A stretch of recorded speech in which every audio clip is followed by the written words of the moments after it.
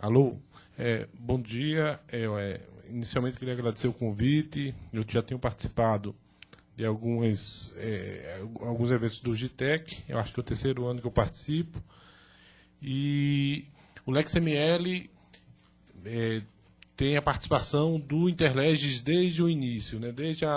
Ele foi inaugurado aqui no dia 30 de junho de 2009, com acervo de 1.200.000 documentos.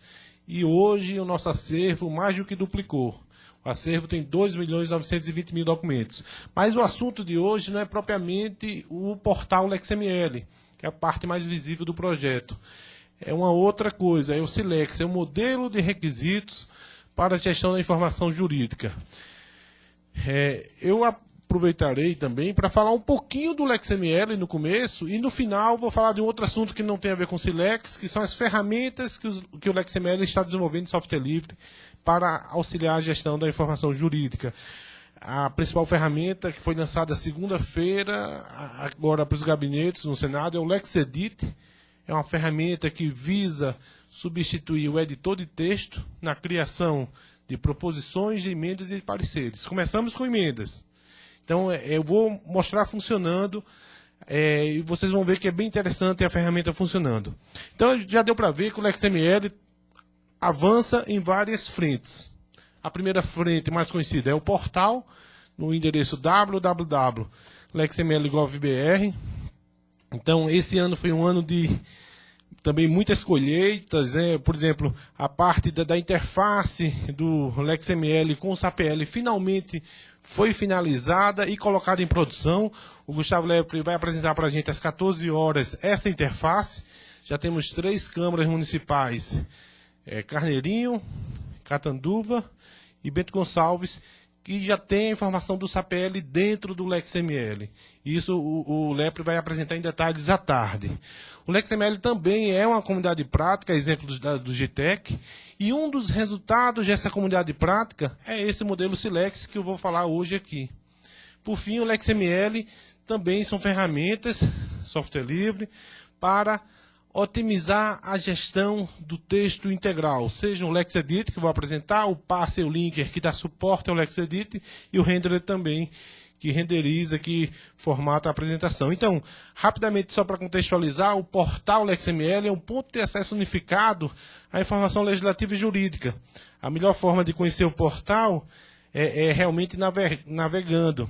O Siddhartha configurou aqui, mas não está abrindo a internet. Mas então, por enquanto, está algum probleminha de internet. Mas a internet não vai ser essencial para a palestra. Então, no portal, o cidadão vai conseguir encontrar não só as leis, mas também projetos de leis, a jurisprudência com acordos e súmulas, outras manifestações, inclusive infralegal. A Receita Federal aderiu recentemente ao LexML, então instruções normativas da Receita, portarias, resoluções estão disponíveis nesse portal que já foi apresentado em outro evento do GTEC, no evento passado. Então, o portal é a parte visível do LexML. Mas o LexML, como eu falei, avança em outras frentes, né? Então, enquanto que a missão do portal é ser esse ponto de acesso unificado, a missão do LexML é mais ampla, é organizar a informação legislativa e jurídica do Brasil. E para a gente conseguir chegar lá, tem que ser feito muita coisa, né? O caminho aí é muito longo e uma das peças que precisa é a gente tratar melhor essa questão do ordenamento jurídico. O ordenamento jurídico, alguém pode ver como uma coleção de documentos, mas não é bem isso. Você tem aí leis que está dentro de um sistema, que interage com outras leis, que tem a questão da vigência e da eficácia, que tem a questão da jurisprudência interagindo. Então, e outra coisa, por que o SAPL tem um módulo de normas? Porque o ordenamento jurídico vigente é a matéria-prima do processo legislativo. O legislador vai trabalhar na situação de normas atuais, né? Então, se eu estou alterando aquela lei, me interessa o texto da lei vigente, para que eu consiga analisar e fazer a nova redação com a nova vigência para aquela lei. Então, o ordenamento jurídico interage com o processo legislativo ao mesmo tempo que é a entrada desse processo, também é a saída, porque a lei que é sancionada, promulgada, altera o ordenamento jurídico. Então, como é matéria-prima, você tem que ter isso com qualidade, né? Com controle de vigência, de eficácia e tudo mais. Então, só como eu falei, mais na frente, então, gestão da informação jurídica é totalmente diferente de gestão do documento eletrônico. Quem pensa que tem lá 10 mil arquivos de leis do seu município e está gerindo a informação jurídica, não está. Está gerindo documentos eletrônicos. Aí é que entram os detalhes que nós vamos ver na apresentação. Então, quando fala de Silex, antes de falar de Silex, a gente tem que preparar o terreno falando um pouquinho do ordenamento jurídico. Não são conceitos complexos, são simples. Não tem nada de muito difícil aí. Mas o que acontece muito é o quê? A pessoa da área do direito acha que aquilo tudo é óbvio para ele, não consegue passar o conhecimento para a cara da área de informática, para implementar esses detalhes jurídicos. Se quiser configurar. Então,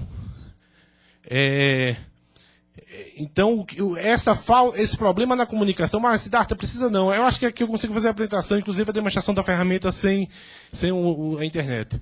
Então, esse modelo de requisitos, que na verdade é só o papel, ele vai servir para várias coisas.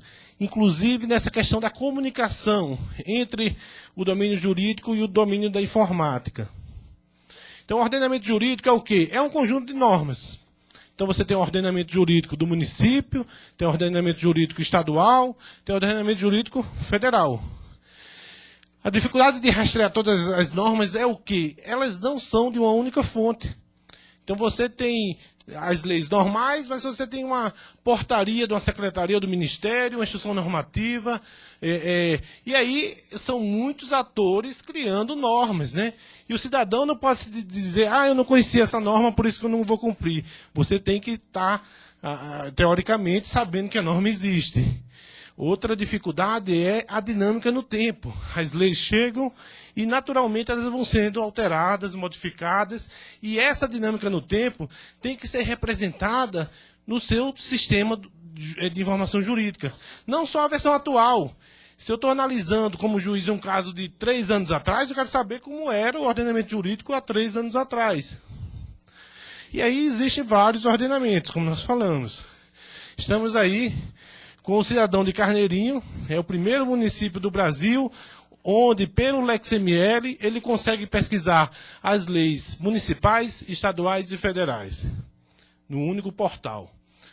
Então, Carneirinho incluiu lá o SAPL via LexML e é possível, numa única pesquisa, obter os textos dessas normas, né? E aí o Bob também fala o seguinte, a quantidade de normas dos ordenamentos é similar à quantidade de estrelas no céu. Jamais se consegue contar. Ninguém consegue contar. Então, a gente sabe que é finita, as estrelas são finitas, mas quantas estrelas existem, né? É mais ou menos a nossa situação em relação às normas. E aí, para o nível federal, as espécies normativas previstas na Constituição são essas. No nível legal, tem o infralegal que não está listado. A mesma coisa existe para o estadual e para o municipal. Tá? E aí você tem que tratar várias coisas. Então, por exemplo, a questão, existe situações de lacunas, que a norma não existe. Por exemplo, a norma é prevista, mas não foi editada ainda. Existe a questão de antinomias. Uma norma está em conflito com outra norma vigente. As antinomias podem ser resolvidas usando alguns princípios, como o critério cronológico, que fala que a lei nova revoga a lei anterior. Então, meu sistema tem esse metadado da data da lei, quando é que ela entrou em vigência. Então, normalmente as novas leis têm que, de forma expressa, dizer que leis foram revogadas pela nova lei, mas quando não existe isso, esse critério cronológico é utilizado. O critério hierárquico, a lei superior revoga a inferior, e o critério de especialidade, a lei mais específica tem mais valor do que a lei mais geral. Então, os dois primeiros critérios são informações de metadados que estão no seu sistema de informação. Já o outro é mais complexo você modelar, porque tem a ver com o assunto da norma, a especificidade, né? Outra coisa que o sistema de informação jurídica não pode ignorar é a questão da jurisprudência. A gente tem que ter informação, por exemplo, que aquele artigo da lei foi declarado inconstitucional. Então é como se não existisse. Então foi a jurisprudência que declarou aquele artigo inconstitucional. Então as funções da jurisprudência têm a função automática de aplicar aquela lei, mas também uma função de adaptação, consistente em pôr a lei em harmonia com as ideias contemporâneas e as necessidades modernas. Por exemplo, o reconhecimento da união estável na relação homoafetiva. Só precisou de uma interpretação lá do STF e a lei não foi mudada, a interpretação mudou. Então, naquele dispositivo que trabalhava a questão da união estável, tem que haver uma relação com a jurisprudência que deu uma nova interpretação nesse caso. Outro caso, até em alguns casos a jurisprudência é uma função criadora. Por exemplo, a súmula vinculante número 11 do STF, que restringiu o uso de algemas. Então ela foi lá e legislou, né, via uma súmula do STF. Então isso tudo tem que ser considerado. Como eu falei também, essa máxima, a regulação dos fatos ocorre pela lei existente no tempo em que se verificam. Então a questão do controle temporal das normas, né? Então, veja só, vamos direto para o exemplo prático. Tem um Código Penal, artigo 148, parágrafo 1º, inciso 1, que trata do cárcere privado, sequestro de cárcere privado. É uma norma que foi assinada lá em 7 de dezembro de 40, mas que só entrou em vigor em 42. 1º de janeiro de 42. O que é que ele fala? Privar alguém de sua liberdade mediante sequestro ou cárcere privado, você vai ficar na prisão de 1 a 3 anos. Agora, parágrafo 1º, a pena é de reclusão de 2 a 5, quer dizer, você vai ficar mais um aninho na prisão, se a vítima é ascendente, descendente ou cônjuge do agente, de quem fez o sequestro. Isso aí é a norma como ela foi posta originalmente.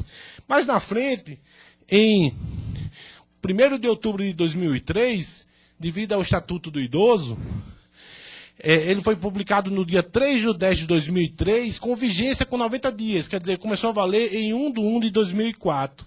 Significa o quê? Se além de ascendente e descendente você sequestrar um velhinho, a partir de janeiro de 2004, você vai também ficar de 3 a 5 anos, não, de 2 a 5 anos na prisão, né?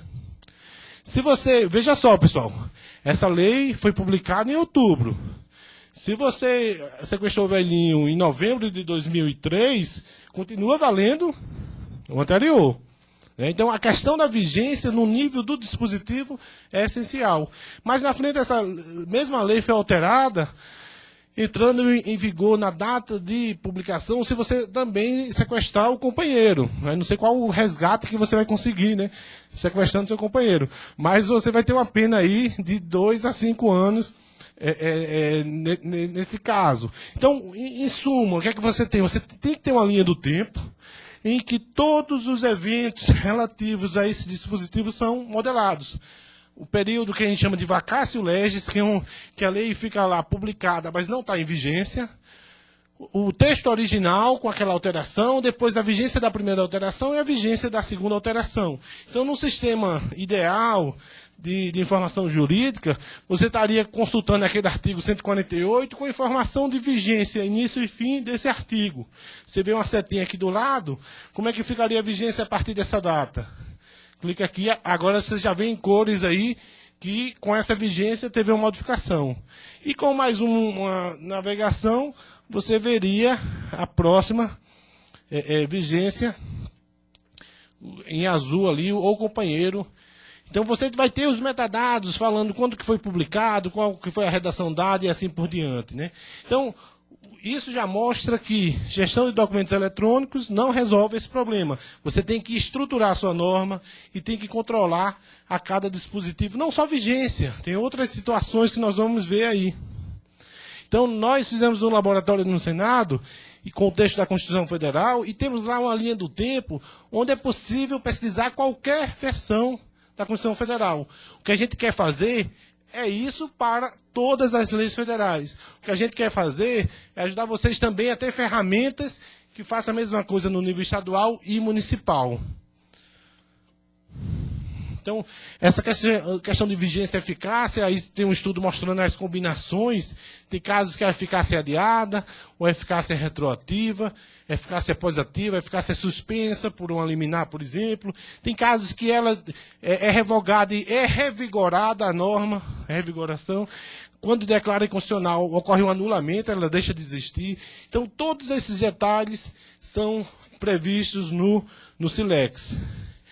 É importante falar também, antes de falar do SILEX, a questão da informação oficial. A informação oficial é a que é publicada no Diário Oficial. O meu arquivo que está no meu portal não tem valor nenhum oficial, a não ser que ele esteja assinado digitalmente e tudo mais, lá, seja uma cópia assinada do diário, né? Então, e outra coisa, que textos são publicados oficialmente? Você pode ter a publicação original de uma norma. Não pode esquecer que, às vezes, existe retificação. Eu já encontrei uma norma que foi retificada 6 vezes, por vários motivos. Tem questão da publicação original das normas alteradoras, que vai lá e dar nova redação para aquele texto.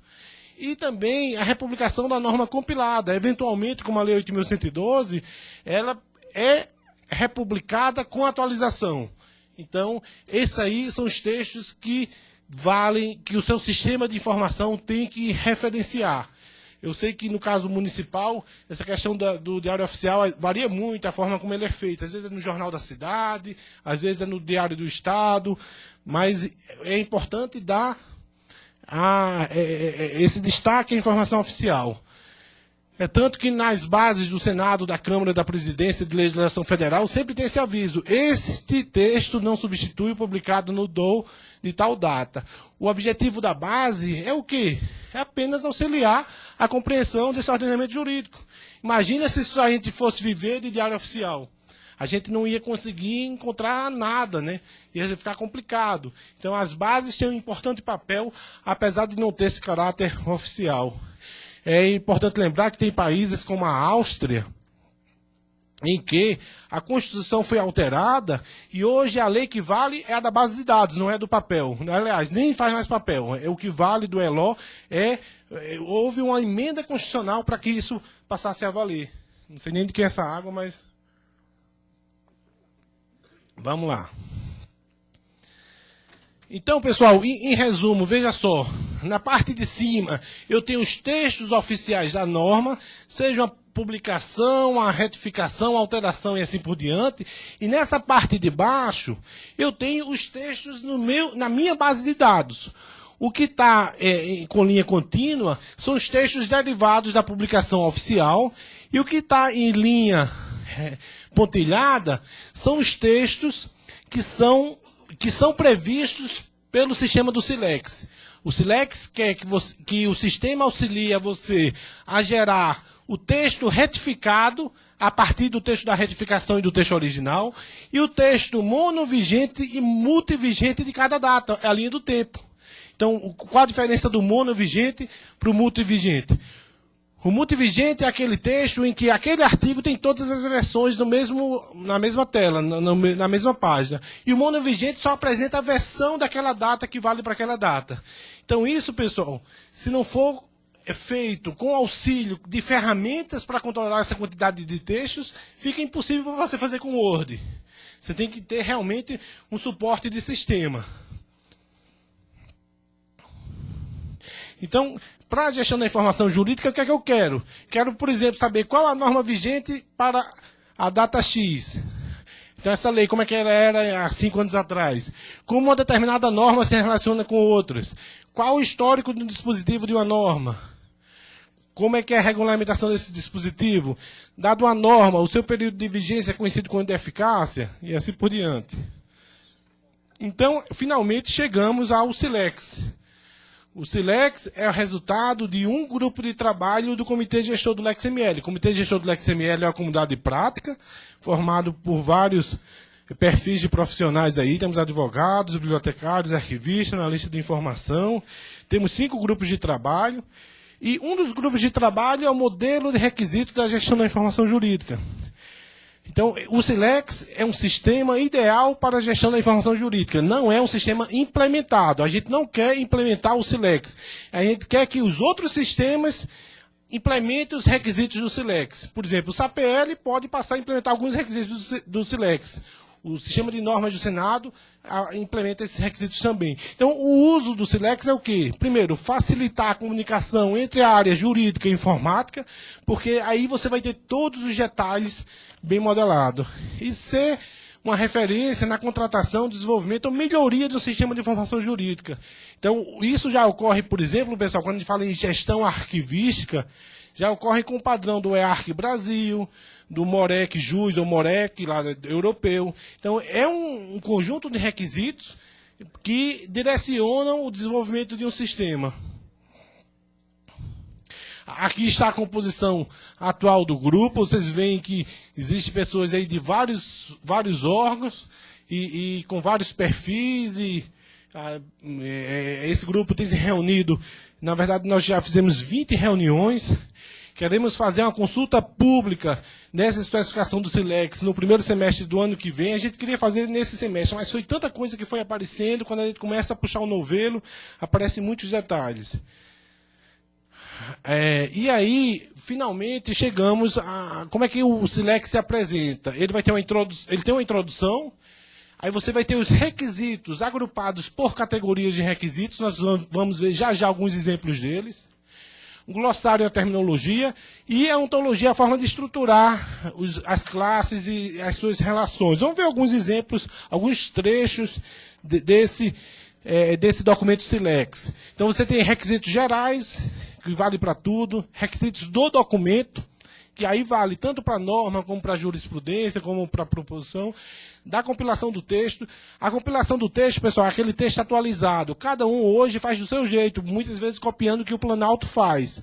Nós estamos melhorando o trabalho de compilação, padronizando e detalhando informações que não está previsto hoje no site do Planalto. Então, tenho aí requisitos da jurisprudência, proposição legislativa, técnica legislativa, de pesquisa e recuperação, funções, requisitos não funcionais.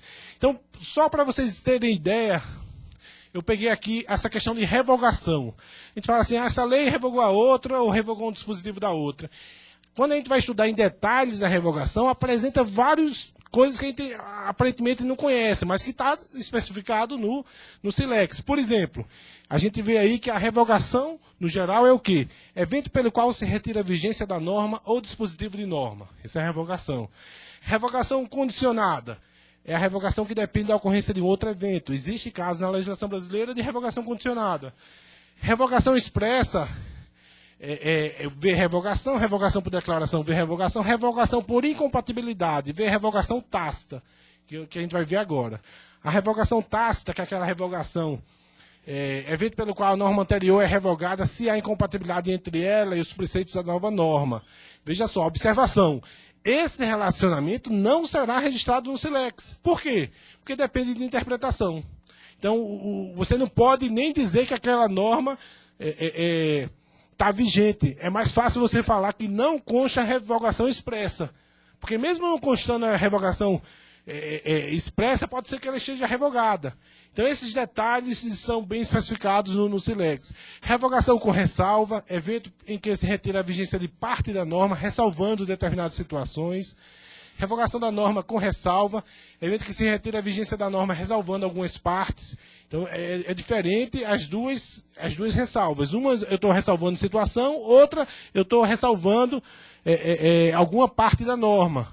Por exemplo, a Lei Geral de Telecomunicações revogou o antigo Código Brasileiro de Telecomunicações, ressalvando a parte de radiocomunicação. Então, é um caso desse daí. Tem a revogação parcial, a revogação total. Então, cada um desses 80 conceitos estão bem listados nessa especificação. as relações entre documentos. Agrupei aí, por exemplo, em relação à publicação, existe publicação, republicação atualizada e retificação. Em relação à alteração, a própria, a vigência, revogação, revogação condicionada, total, revigoração e prorrogação de vigência por prazo determinado ou indeterminado. Em relação à eficácia, suspensão da eficácia e perda da eficácia. Em relação ao veto, rejeição, veto parcial, veto total. Em relação às anotações, ressalvas, alerta, regulamentação, correlação, novo tratamento da matéria. Esse novo tratamento da matéria é uma forma da gente alertar que uma nova norma está tratando daquele mesmo assunto, mas não revogou expressamente. Então, é um novo tratamento da matéria, tipo um alerta. Né? A validade, anulação com validação, declaração de constitucionalidade, interpretação conforme a Constituição, medidas provisórias, redição com alteração, rejeição, conversão com ou sem alteração em lei, declaração de subsistência para atos internacionais, aprovação de ato, promulgação. Existe um decreto legislativo que aprova, um decreto presidencial que publica e promulga, normas infralegais, suspensão de efeitos, restabelecimento de efeitos. Veja só, pessoal, nós estamos pensando no SELEX para ser requisitos de informação jurídica não só federal, estadual e municipal. É tanto que lá a gente, quando tem que fazer referência ao Tribunal Constitucional, a gente não fala de STF, fala Tribunal Constitucional, porque às vezes o TJ do Estado assume o papel de avaliação de constitucionalidade de uma lei municipal em relação à Constituição estadual, né, que esses sistemas interagem. Então, cada um desses relacionamentos foram detalhados, listando o domínio, a imagem de cada relacionamento, os papéis. Então, ali é possível ver, eu vou detalhar uma figura, que uma alteração é um relacionamento entre dois dispositivos no papel de alterado e alterador. Então, cada um dos relacionamentos é detalhado com essa sistemática, e aí, nesse detalhamento a gente consegue descobrir coisas que não estavam previstas. Existe uma estrutura taxonômica que vai dar origem a uma ontologia.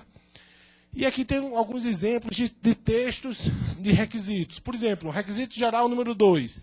Qualquer informação no SILEX deve ser alimentada uma única vez, evitando-se retrabalho e inconsistência de dados. Então, se seu sistema é aderente ao SILEX, ele vai ter, você não pode alimentar a informação 2 vezes. Então, por exemplo, imagina que você alimenta um metadado estruturado que uma lei, o artigo 2 da lei tal, alterou o artigo 5 da lei tal. E você depois vai gerar o texto compilado, que a redação dada é pela lei tal. Se você tem que fazer isso 2 vezes, está errado. O próprio metadado estruturado tem que gerar nota de compilação automática. Obrigado. Então, não sei se vocês entenderam isso. A alimentação é única, não pode ter retrabalho. O segundo requisito aí, a descrição das unidades de informação deverá se restringir aos dados contidos nas publicações oficiais, sendo proibida a inclusão de dados interpretativos. Então, se for interpretativo, está fora, porque não é papel do governo interpretar, no caso do sistema de informação. Outro requisito, o SILEX permite a inclusão de notas. Aí eu não estou mais interpretando, estou alertando o cara que pode existir naquela situação algum outro documento de interesse dele. E aí tem alguns exemplos, como uma duplicação de um artigo que foi publicado lá.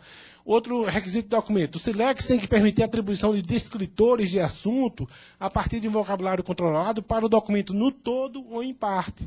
Então, veja só, se eu tenho a Constituição estadual, eu não vou criar a indexação da Constituição no todo, porque ela fala de tudo. Eu tenho que indexar cada artigo, cada linha, cada parágrafo. Então, eu tenho que permitir indexar por assunto as partes da minha norma. O SILEX tem que permitir o registro de apelidos ou nomes populares em documentos legislativos e jurídicos com suas respectivas siglas. A gente conhece bem que Código de Defesa do Consumidor tem lá o número da lei, mas todo mundo conhece pelo nome do código, né? Estatuto da Criança e do Adolescente. E assim por diante. Isso tudo tem que estar no sistema. Requisitos da norma jurídica. O SILEX tem que registrar todos os textos referentes às publicações da norma na fonte oficial, incluindo seus anexos, considerando a publicação do texto original, as retificações, republicações e republicações atualizadas. Outro requisito. O SILEX tem que registrar o relacionamento com a proposição legislativa de origem, com o objetivo de informar a exposição de motivos ou a justificativa além da sua tramitação. E aí, também na norma jurídica, o SILEX tem que registrar os períodos de vacácio legis, de vigência e de eficácia da norma no todo e, se necessário, dos seus dispositivos. O período de eficácia será registrado apenas nos casos expressos. Normalmente, o período de eficácia não é determinado, mas se tiver determinado no texto da lei, ela vai ser registrada. Agora, vem a parte que é interessante da compilação do texto. A gente sabe que o texto atualizado sempre tem aquelas notas entre parênteses da compilação, né? Então, para cada relacionamento vai ter um texto padrão de compilação. Então, o SILEX tem que auxiliar a geração do texto compilado, da norma jurídica e de seus anexos, com registro das normas modificadoras. Deve-se gerar tanto o texto monovigente para cada data, como o texto multivigente. O texto derivado deve ser ratificado por um revisor humano, podendo ser auxiliado por uma comparação automatizada de texto. Então, nós não prometemos nada que seja 100% automático. Quando se trata de técnica legislativa, sempre tem umas situações que precisa de uma verificação humana, né? Em relação à compilação ainda, no caso de alterações e revogações, somente serão incluídas as expressas. Isso aí para reforçar, né, que ninguém está interpretando nada. Então, isso aqui é interessante. As notas de compilação serão geradas de forma automática e conterão a ação, se for uma nova redação, um acréscimo, uma revogação, identificação da norma alteradora com a respectiva informação sobre o início da vigência. Veja só, a gente conhece o site do Planalto, que ele fala assim, redação dada pela lei tal de tal data. Mas se essa lei tal de tal data entrou em vigor daqui a 90 dias, você não tem essa informação na nota de compilação. Então você tem que ter com vigência a partir de tal data. Então isso é a forma desejada para um sistema de gestão de texto integral. A interface de consulta do texto compilado do SILEX possibilitará a seleção dos tipos de notas e relacionamentos a serem apresentados. Isso aqui é o quê? Como existem muitos tipos de relacionamento, pode ser que o usuário só queira ver determinados tipos, como se fossem aquelas camadas lá do Google Earth, né, que você fala, me interessa ver hotéis, não quero ver restaurante. Então você habilita ou não uma determinado tipo de nota. Continuando. Assim, aí falamos bastante de SILEX. Agora vamos aproveitar um momentinho para falar das ferramentas do LexML. Agora esquece um pouquinho o SILEX. O SILEX, no futuro, quando for implementado, vai se utilizar dessas ferramentas. Eu estou aproveitando o espaço para apresentar um pouco dessas ferramentas e, mais especificamente, o LexEdit. O LexEdit é o quê? É um editor de emendas, atualmente, mas ele vai ser editor de pareceres, proposições e normas. Então, você tem o formato LexML, que é o formato XML para o texto integral da norma. E para você chegar nesse formato, você pode se utilizar de um parser, que converte o RTF, por exemplo, no LexML. Existe o linker, que identifica as remissões de forma automática, e o renderer, que transforma o XML no formato de consumo, como PDT, ODT, HTML, EPUB, que seja, né? Existem outras ferramentas previstas. O compilador é uma ferramenta que vai auxiliar a geração do texto monovigente e multivigente a cada mudança de lei. O comparador facilita a comparação de duas versões de textos quaisquer, ajudando na verificação também do processo de compilação. E o consolidador é para a simplificação do ordenamento jurídico, quando você pega lá 20 leis vigentes de um assunto, cria um projeto de lei novo e gera relatórios de consistência de cada lei vigente, mostrando o que aconteceu com cada dispositivo, e o projeto de lei mostrando cada dispositivo de onde veio, de qual lei vigente veio. Então, o que eu vou mostrar agora, pessoal, é o editor de emendas. Mais uma vez, tivemos a participação aqui do Interleges na criação da logomarca do LexEdit, a equipe do Bruno Sartório que fez, tanto a logomarca do LexML como a do LexEdit. Então, o LexEdit é essa ferramenta desenvolvida em Java. E a ideia dela, basicamente, é o quê? É fazer com que o computador não seja uma máquina de escrever, né? A gente sabe que tinha máquina lá. Vocês sabem que antigamente, quem datilografou em máquina manual aqui? Levanta a mão. É bastante gente. Vocês se lembram que não existia o número 1, né? Que você usava a letra L. Você sabe que existe projeto de lei no Senado que no artigo 12 tem um L2, do número 12? Isso existe. Tem gente que vai digitar a ementa, aí quando chega perto da imagem de papel, bota um hífen para hifenizar aquela palavra. Aí é complicado, né? Mas a gente descobriu tudo isso com o trabalho do parser. Então o que a gente quer é fazer com que essa máquina, computador aí, tenha conhecimento da técnica legislativa e auxilie o parlamentar nesse processo de geração da emenda. Então, veja só, seja no momento de emendar, seja na proposição ou no parecer, o LexEdit vai atuar. O que ele vai substituir, pessoal, é o editor de texto, tá? Isso aqui não substitui SAPL, NJU, nem nada. Isso aqui, o SAPL no futuro, o Jean já está conversando, vai interagir com o LexEdit. Pode interagir com o LexEdit. Então, nós começamos pela emenda, por quê? Porque a emenda, na vida do parlamentar, ele oferece mais emendas do que proposições. Então, a gente começa a trabalhar, mas a proposição já tem que estar estruturada em XML. Eu vou apresentar agora a demonstração da ferramenta. Esse aqui está funcionando? Alô? Alô? Sim. Então, nesse momento, eu vou invocar o LexEdit aqui. Vamos ver se ele funciona conforme planejado. Então, vocês vão notar o seguinte, o parlamentar vai ter na tela. Então, o LexEdit é uma ferramenta de autoria de textos para o processo legislativo. Na fase experimental, a ferramenta auxiliará a criação de emendas a esses tipos de projetos. E isso foi lançado, pessoal, segunda-feira, agora, tá para os gabinetes. Amanhã vai ter os gabinetes sendo treinados nisso daí. Nessa fase experimental, é importante que você nos ajude verificando se o texto da proposição está coerente com o do avulso da matéria e se o texto da emenda gerada está coerente com a intenção do autor. Aquela ideia de liberar um teste, está um beta contínuo aí, para valer. Aliás, essa emenda gerada ele já pode submeter para valer no sistema do Senado. A emenda gerada pode ser submetida a SGM a partir do próprio editor. Então, veja só, primeiro, vou criar uma nova emenda. Eu vou selecionar esse PLC 7 2010. Ele foi todo desenvolvido sem banco de dados, ele consome de serviços. Então, na sua Câmara Legislativa, Assembleia, você vai só implementar os serviços que oferece a proposição. Só implementar o serviço que recebe a emenda. Tá? Então, vocês veem na tela que ele carregou o projeto de lei do PLC da Câmara 7. Então, o que é que eu faço? Na hora que eu coloco aqui as ações, ele só apresenta as ações possíveis nesse contexto. Eu não posso, por exemplo, no caput do artigo, incluir uma linha, porque a técnica legislativa proíbe. Então, você pode incluir um inciso ou alterar o caput. Então, vamos alterar esse caput. Então, esse caput aqui fala do fundo social, de natureza tal, vinculado à presidência. Eu vou tirar essa vinculação aqui à presidência.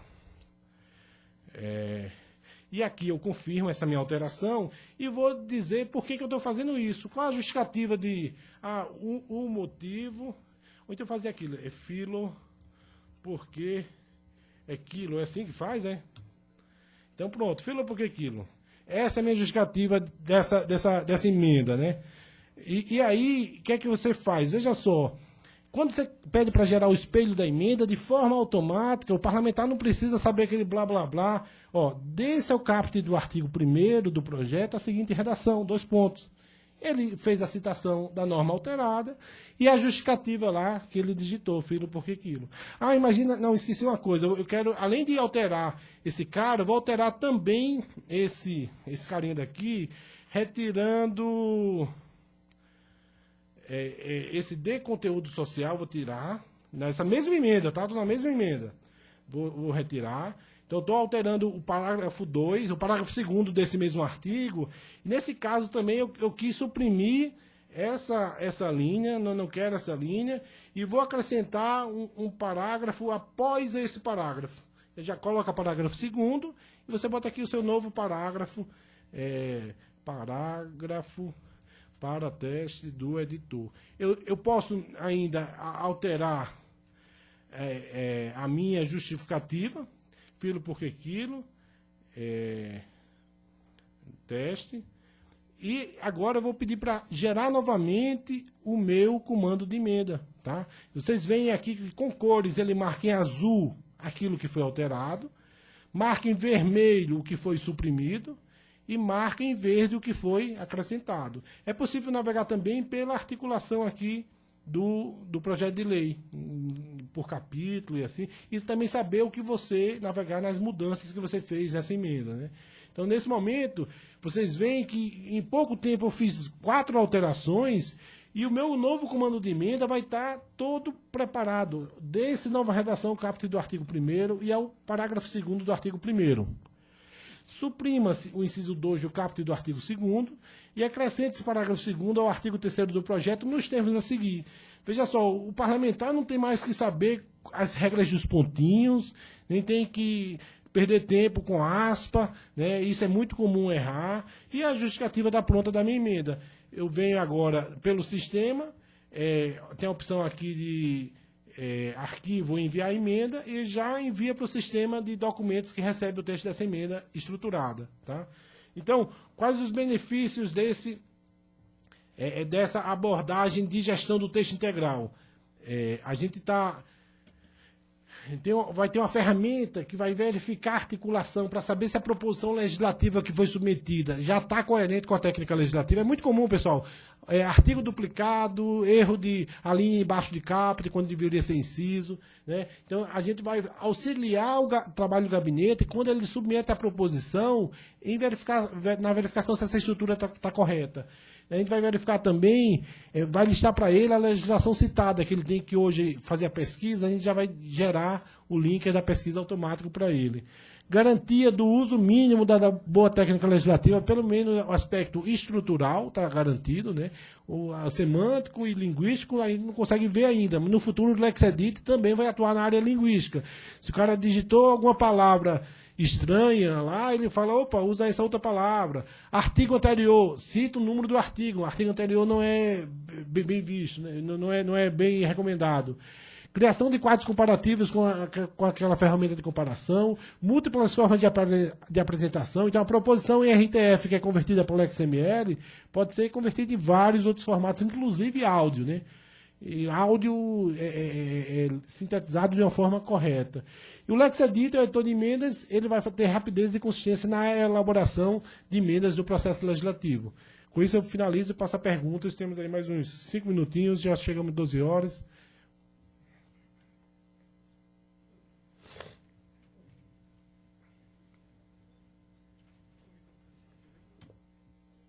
Tá, deixa eu ver aqui. Deixa eu ver se está funcionando, Ângelo. Você viu sua foto lá, né, Ângelo?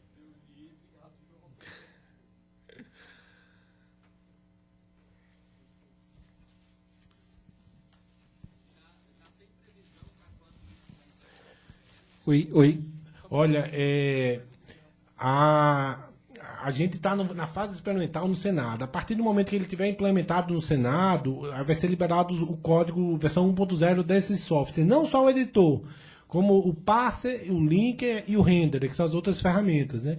Então, o trabalho de adaptação dele para conversar com o SAPL vai depender mesmo, a partir daí, da definição do GTEC, né? De como isso vai ser feito. O Silex, ele é um documento ainda texto, eu posso enviar por e-mail se você quiser, mas ele está sendo alterado constantemente. A gente vai ter a consulta pública no primeiro semestre do ano que vem. Não, o Silex não é ferramenta, é só um papel. São as definições do Silex. O LexEdit é que é a ferramenta. O LexEdit hoje só está disponível para os servidores do Senado. A previsão é, a partir do momento que ele tiver implantado, ser disponível para outros, software livre. Qualquer um baixa e adapta. Ô, João, Assim. faz uma demonstração aí, no caso que tinha parágrafo único, para poder virar primeiro e criar o segundo. Tá. Assembleia, né? Olha aí, a Assembleia usa... Rondônia também se candidata. A Assembleia usa a SAPL também, né? Rondônia também usa. Aqui eu tinha parágrafo único, ele gerou parágrafo segundo, não é isso? Qual a dúvida? Não, aí o que acontece? Na hora do parecer, se essa emenda que eu submeti for aprovada, é que vai ter a mudança para parágrafo primeiro, o único para primeiro, na hora do parecer somente. Pessoal, e tem casos em que isso que demorou mais tempo para ser feito, quando você tem a alteração da alteração. Veja esse caso aqui. O projeto de lei está alterando a lei vigente. Nesse caso aqui, se eu alterar essa alteração, o comando de emenda vai ficar mais complexo. Então, veja só. Tem aqui, fundo de recursos para o desenvolvimento social, eu vou ter o regional. Agora eu estou alterando a alteração da alteração. Ele vai gerar um comando de emenda. A informação da situação é um dispositivo já existente. E ele vai gerar um comando de emenda mais complexo, agora com itens, né?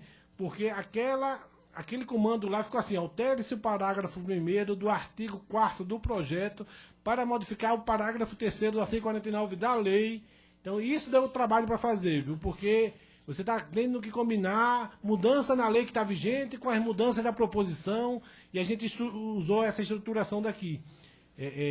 A receptividade no Senado parece ter sido muito boa, né? E é uma ferramenta para ser usada, segundo a nossa secretária-geral da mesa, Cláudia Lira, também no contexto do projeto de participação popular, né? Então, um cidadão vai poder usar o LexEdit para pegar um projeto do Senado lá. Aqui você tem a opção, pessoal, de quando você salva a emenda, exibir gerenciador de emendas. Quando você salva a emenda dando o nome, você tem a opção de exportar. Então você pode exportar essa emenda e mandar para o caixa postal do parlamentar. E ele vai lá importar e aceitar aquela emenda que o cidadão está mandando, né? Então isso está previsto, essa ferramenta a ser usada não só pelos parlamentares, pelos consultores, mas também pela sociedade. Aqui, João, aqui na frente. Sim. Você percebe assim que os olhos brilham, né? Mas e a gente sempre tem uma expectativa um pouco maior. As fatídicas tabelas em anexos. Sim. Realmente é uma limitação atual, né? Os anexos e tabelas não estão sendo tratados. Agora a gente viu que esses casos daí representam 5% dos textos em tramitação. Mas à medida que o editor evolui para tabelas e anexos, isso vai ser habilitado. Não só tabelas e anexos, fórmulas e imagens também, né? Porque tem casos de normas com fórmulas matemáticas. O LexML já tem o formato de usar o MEFML para fórmulas matemáticas internas. Já fizemos um teste e funciona bem. A renderização, inclusive, das fórmulas. A matéria orçamentária também está prevista, exatamente a LDO e tudo vai estar, não só a parte de texto como dos anexos, tudo aí. Amigos, mais perguntas para o João, lembrando sempre que quem faz uma pergunta ganha uma pipoquinha para adoçar a vida.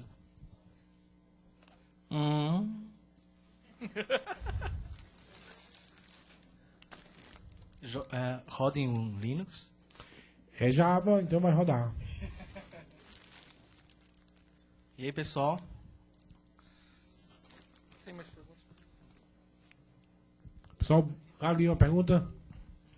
Sim, espera um pouquinho, só o microfone chegar que está sendo transmitido, senão não dá para ninguém entender só a resposta. Atualmente já está englobando toda a legislação. Você fala o quê? Federal. Você fala o quê? O portal? Não, na ferramenta. Essa ferramenta é emendas em projetos de lei, né? Então, a ferramenta é uma coisa para emendar projeto de lei. O portal do LexML tem toda a legislação federal. E o Silex, ele está previsto também para ter relacionamentos que modelem todo o ordenamento jurídico federal também. Eu acho que deu um nó na cabeça de vocês, que eu apresentei 3 coisas diferentes. Eu apresentei o portal, falei de portal, falei do requisito e falei do editor, que é uma ferramenta, né?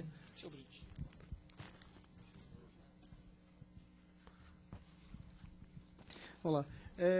Na verdade é o seguinte, o resultado final, o documento gerado final, vocês têm intenção, com essa coisa de redução de papel impresso, na verdade, de adotar uma opção de assinatura eletrônica com certificação digital? Com certeza. Recentemente o parlamento lá da Holanda aboliu o papel, né? Tudo lá é tablet, não tem papel mais. Agora existe o projeto de processo legislativo eletrônico, né, em que essa ferramenta vai estar inserido nesse contexto. Mas é uma coisa que demora até eu imagino que vai demorar um pouco mais de tempo. O que acontece? A gente vê que as casas onde o processo eletrônico mais avançou é no judiciário, nos tribunais. E avançou por quê? Por motivo de volume, né? Eles têm lá milhares e milhares de documentos que essa pressão de volume não existe no parlamento. Então a gente decidiu, ao invés de escanear os documentos e usar ele, tudo tramitação eletrônica, começar pela criação mesmo, que ele nasce eletrônico. As proposições, quando o editor de proposições estiver pronto, ele vai nascer eletrônico em XML, né? Isso tudo, a emenda que vocês viram aqui em PDF, por trás tem o XML da emenda, que lá no momento do parecer vai ser utilizada para que o relator faça um parecer com substitutivo, ou com emendas, ou só avaliando as emendas submetidas. Otto. Mais uma pergunta. Só um minuto, por favor. Espera o microfone chegar, que está sendo... Ainda não, porque a gente não tem uma base confiável de norma vigente original, viu? Você está falando se o Lex edita e quando vai alterar a norma vigente, se ele busca texto vigente? É por falta de uma base confiável de texto vigente, a gente não tem isso. Então, por enquanto, o parlamentar tem que anexar a legislação citada, vigente, né? Isso ele já é feito no processo normal. No futuro vai ser possível. Quando o SILEX estiver implementado e com a segurança e tal, isso vai estar buscando direto a versão atual do texto que vai ser modificado. Pessoal, agradeço aí, bom almoço para todos, obrigado pela paciência.